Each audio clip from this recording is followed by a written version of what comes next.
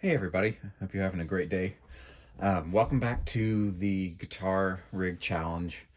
I'm going to do a little bit of a different format for this video, and you'll see why in a minute.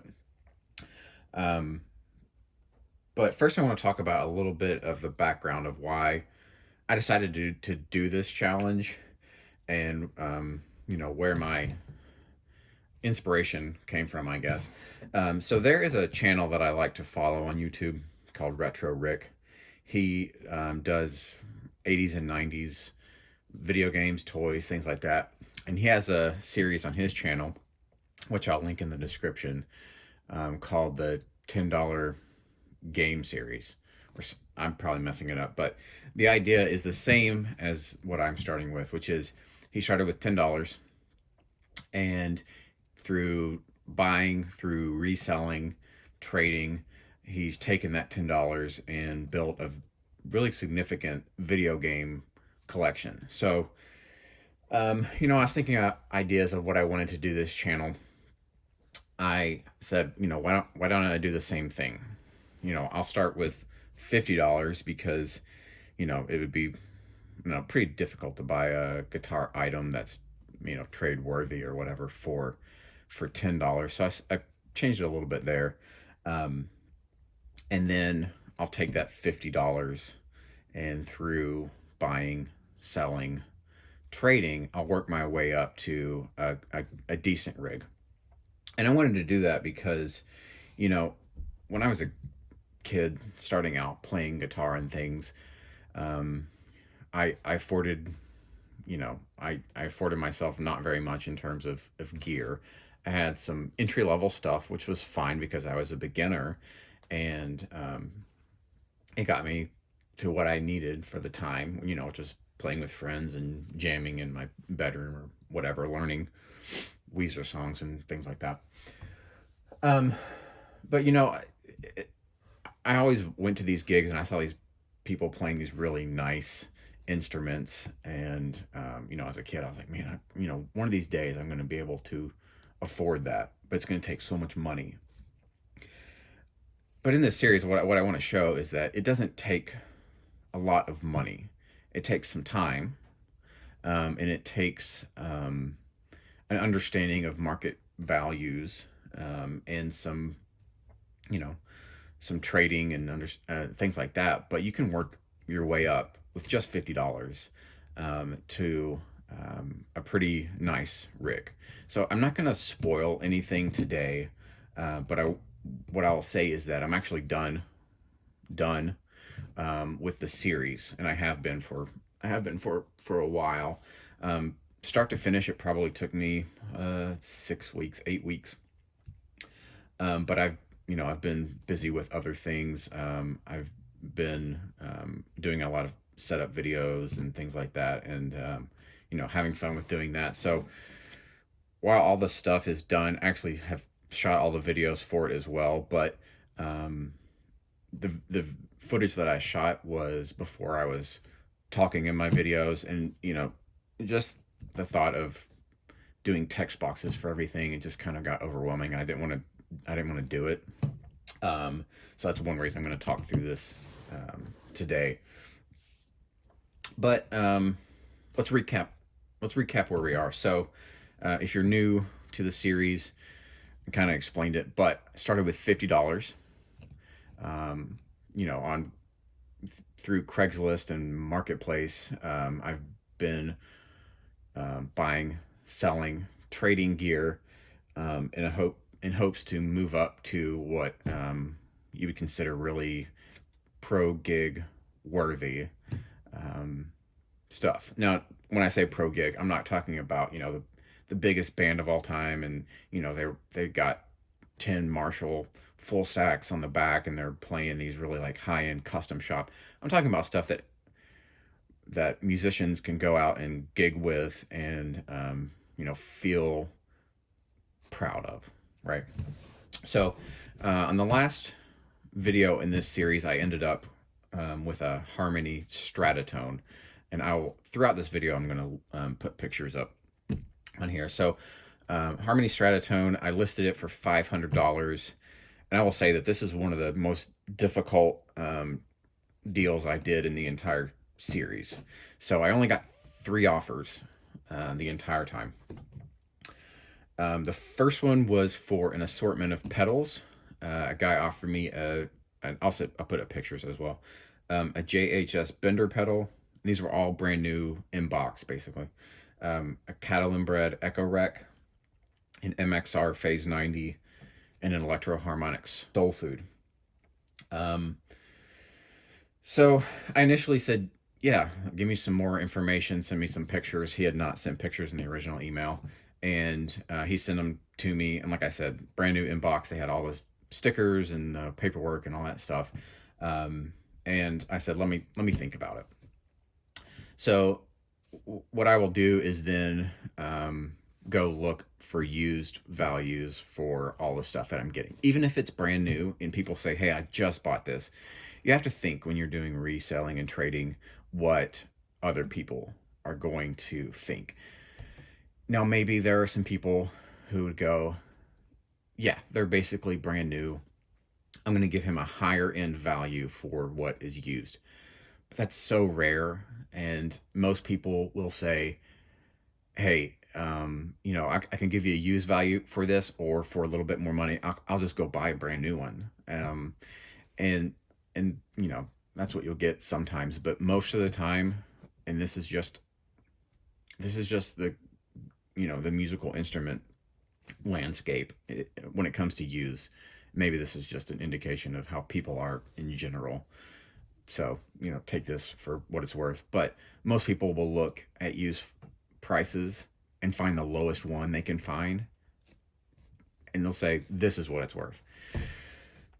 Even if you have a very new item, in these cases, box, paper, all that stuff, brand new. And the used value that they're pointing, or the used item that they're pointing to, is beat up, worn, maybe it functions, maybe it doesn't. People will go, this is what it's worth. So when you take in something like pedals,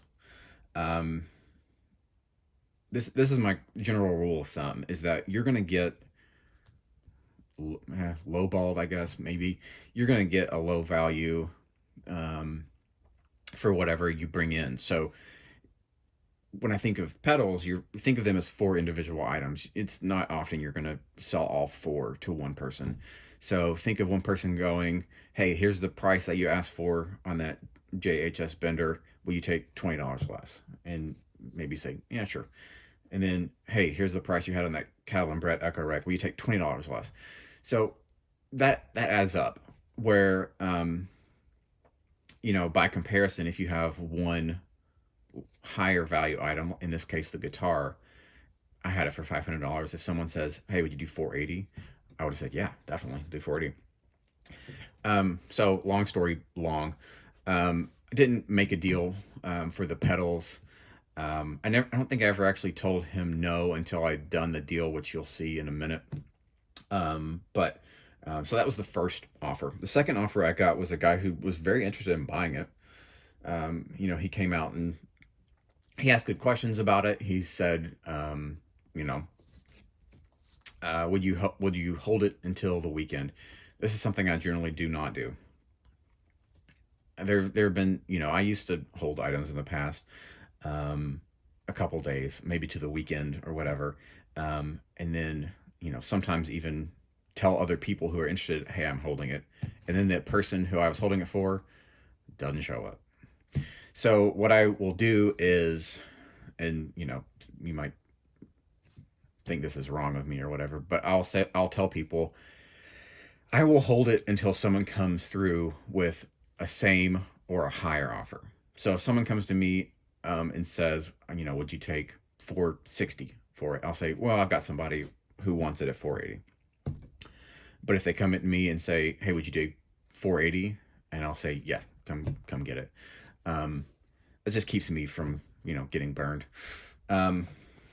So that guy said, hey, I'm really interested. Could you hold until the weekend? And I said, if someone comes to me with a better offer, I'm not going to hold it, just whoever gets here first. And he said, okay, that's cool. I totally understand. So the weekend came and I messaged him, try to figure out details. And I will post some of these texts and conversations up here. That's one reason why I also wanted to do videos, because you'll see later in the series some of the items I got tons and tons of offers on, and I don't want to post every single snippet of the conversation. So I'll post them up here to show you that they happened, and then I'll just talk through them. So the weekend came and went. He never messaged back, and then he said, "Oh yeah, like that earlier that next week." He said, "Yeah, I'm still interested. I'm wanting to get it this week." And I said, "Okay, just let me know when." He never let me know when, so I eventually just stopped talking to him. And then I got my third offer, which was my final offer.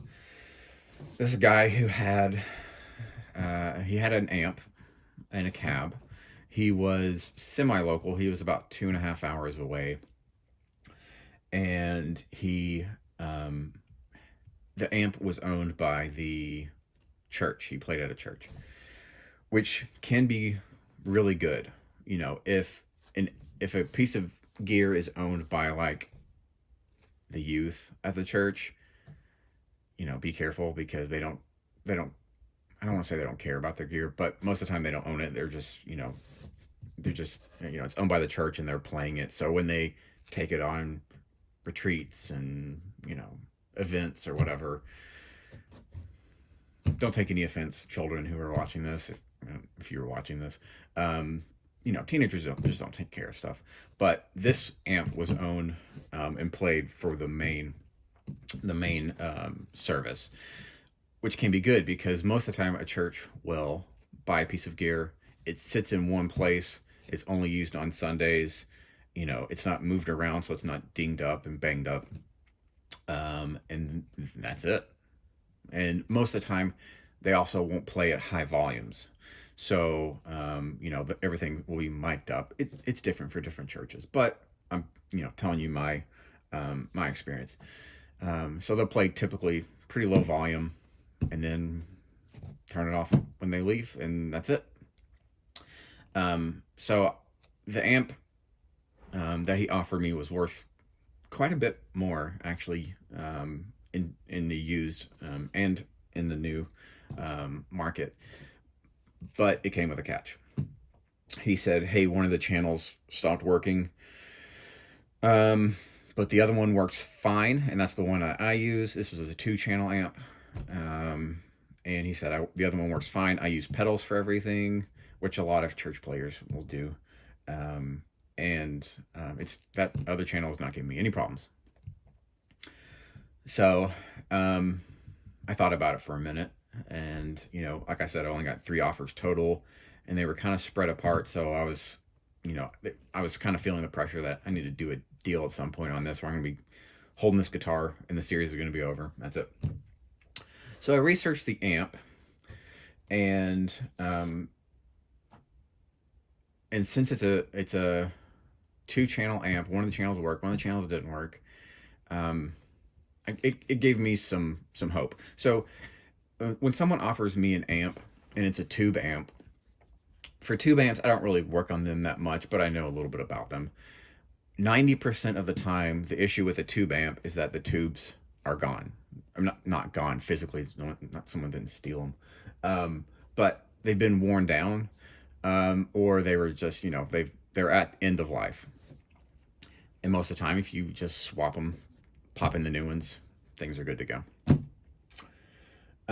So I talked with him some more about it. He said, yes, they had purchased some new tubes. They put them in, and the same issue prevailed.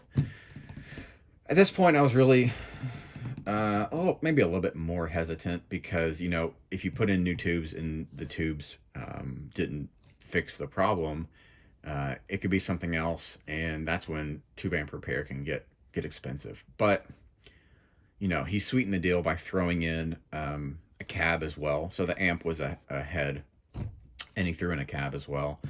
And I also said, "Hey, do you still have the old tubes, the original tubes?" And he said, "Yep, I still have them." And I said, "Hey, man, I'll pay you like $20 for them." And he said, "No, you can have them for free." And I said, "Well, I don't really want to do that. They could still be good." So we settled on like something silly. It was like $5. So at this point, you know, I spent $5 out of the fund. But we decided, yeah, let's do the deal.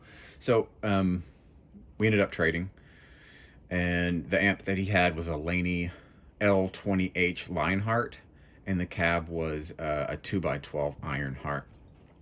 So I got the amp back here, and it functioned the way he described. One channel was good, one channel was bad, and I probably could have listed it at that point, just as, you know, tube amp, one channel doesn't really work that well, the other one does.